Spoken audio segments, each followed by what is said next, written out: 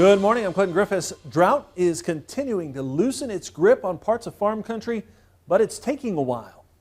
The latest drought monitor showing a small improvement. Now take a look. About 26% of the country remains under drought conditions, just a fraction of an improvement from the previous week. But forecasters say heavy to excessive rainfall significantly improved or removed drought from parts of the Northeast and South Central Great Plains. And that in turn is helping thirsty crops.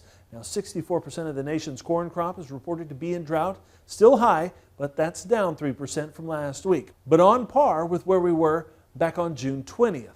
Soybeans also doing a little better with 57% of the crop in drought, also down 3% from last week. Ag Day's Michelle Rook joins us. And Michelle, one place we haven't seen big improvements is in the Midwest.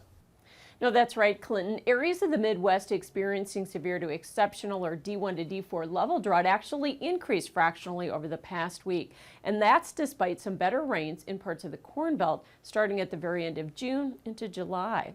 The latest drought monitor shows 64% of the Midwest is in drought, with top producing states like Iowa seeing a slight increase, now at 87%. Missouri was up 2% to 82%, and while Illinois drought area shrunk by 1.5 points, it still covers 83% of the state. Meteorologists tell me the precip in those areas just hasn't been drought busting. The greatest rain, the most frequent rain, has been occurring a little farther to the west in the Central Plains.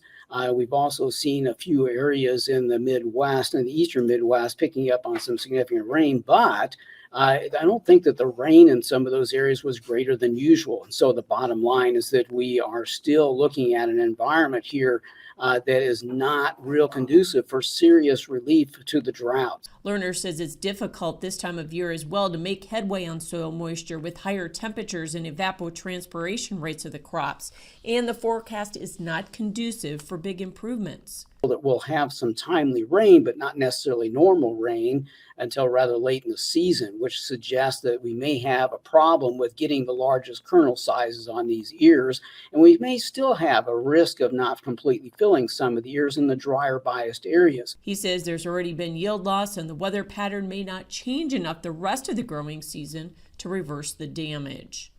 So Lerner suggests further cuts in yield are possible beyond the 4-bushel drop on corn USDA printed in the supply and demand report.